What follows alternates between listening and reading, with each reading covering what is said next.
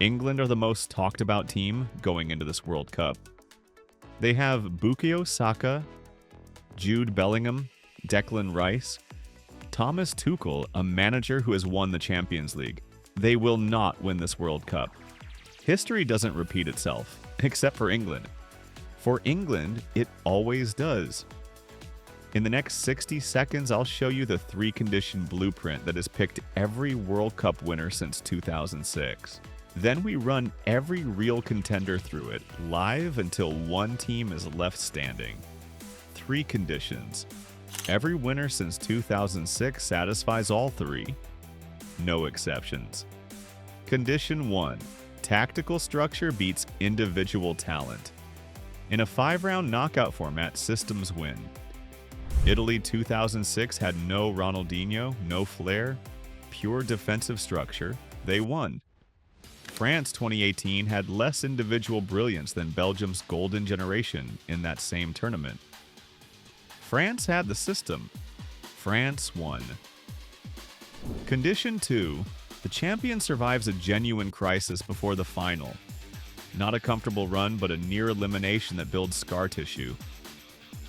Spain beat Paraguay 1-0 in the 2010 quarterfinal, a tighter fight than the scoreline suggests. Germany needed extra time to beat Algeria in the 2014 round of 16.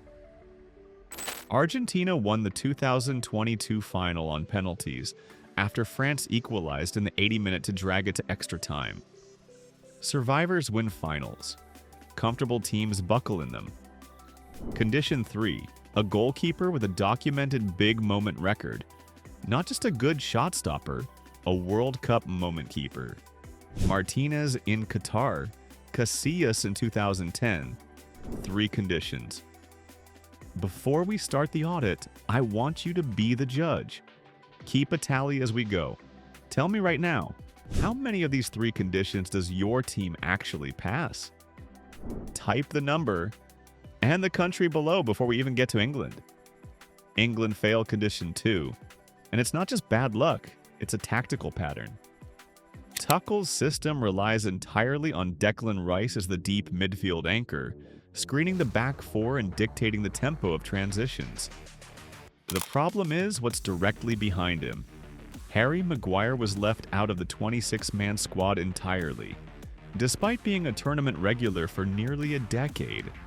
John Stones is now the senior center-back option alongside Marc Guehi, but Stones has battled fitness issues throughout the season, and that specific pairing has never once been tested together in a World Cup knockout match.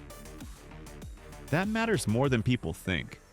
A backline untested under genuine knockout pressure is a weakness, not a footnote. When the 94th minute scare actually arrives, and it always arrives, England don't have the muscle memory to survive it. This is the entire difference between condition 2 passing and failing. These don't survive scares. Historically, they buckle under them. And there's a deeper problem. Rice does the job of two players in this England team. He covers ground, he breaks up attacks, he starts every move forward if he gets tired, or an opponent man-marks him out of the game. There is no like-for-like backup sitting on that bench. England is one injury away from a total collapse in midfield. That is not a small risk to carry into a 5-round knockout tournament. The 60-year timeline backs this up. 1990, 1996, 1998, 2006, all penalty exits. 2018, extra time Croatia. 2022, quarterfinals, France. Kane misses the equalizer himself. England qualified with a 100% record, conceding almost nothing. Tuchel was asked directly if there's a curse. He said no, pointing to the Lionesses' Euro win as a good omen. That's a manager talking his way around 60 years of tactical evidence, not just superstition. And their final two warm-ups, a goalless draw with Uruguay, then a 1-0 home defeat to Japan. Booed off their own pitch before the tournament even began. England, condition 2, fail. Tactical flexibility, unproven. Clinical edge, absent in the moments that matter. I know the comments are already moving, so let's settle it. Is this a genuine curse, or does Tuchel change everything? Drop your vote. I want to see how many of you still believe. Condition 1, Staubitis, pass. This is where Spain's squad depth becomes a real weapon. Yamal and Nico Williams give De La Fuente explosive pace on both flanks, a problem no defense in this tournament has fully solved. Rodri, the Ballon d'Or winner, controls the tempo from deep. No Real Madrid players in the squad for the first time in World Cup history. De La Fuente has built this entirely around the blueprint that won Barcelona everything. Condition 2, pending. Spain haven't survived a knockout match since 2010.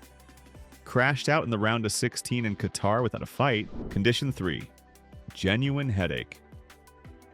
David Raya is the reigning Premier League Golden Glove winner. On pure numbers, he's the best keeper in England.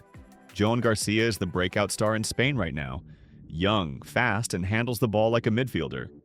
And yet, De La Fuente has stuck firmly with Unai Simon, his Euro 2024 winning #1, even through Spain's underwhelming opening draw with Cape Verde. That's the plan over current form. And it tells you everything about how De La Fuente weighs tournament pedigree against pure numbers when it actually matters. Spain, 2 pass, 1 pending. The favorite. The crisis test is still coming. Condition 1, pass. The most tournament-hardened squad here. But there's a real gap hiding underneath the experience. Angel Di Maria retired from international football 2 years ago, and Scaloni still hasn't found a like-for-like answer to his big-game composure. That ability to slow a match down and produce a moment exactly when Argentina needed it most. Nico Paz has exploded onto the scene. He's the creative spark Argentina has been waiting for. Thiago Almada offers more dynamism. Julian Alvarez offers more direct penetration, and has arguably become Argentina's most dangerous attacker outright. None of them is Di Maria. That gap remains Argentina's single biggest question mark heading into the knockout rounds. Condition 2, pass emphatically. Qatar 2022. Lost to Saudi Arabia in the group stage. Survived the Netherlands in a shootout. Beat France in the final after going 2-0 up. Watching them equalize late and still winning on penalties. Condition 3, pass. Emiliano Martinez isn't just a shot stopper. His pre-kick routines, the mind games he plays on opposing penalty takers, that's a real edge, not folklore. Argentina, 3 confirmed pass. The defending champions satisfy every condition. Argentina looks perfect on paper. But be honest, who actually stops them? Spain or France? Choose one. I want to see who you're most afraid of. Condition 1, partial pass. Mbappe gives them the most individual quality at the tournament, but talent and structure aren't the same thing. Qatar was chaos until the knockouts forced organization. Condition 2, pass. Lost a final on penalties after equalizing late, and came back the very next cycle. This squad doesn't panic. Condition 3, partial pass. Maignan is excellent. He is not Martinez. That specific gap has decided World Cups before. France, conditional pass. Enough to win it if the structure question gets answered on the pitch.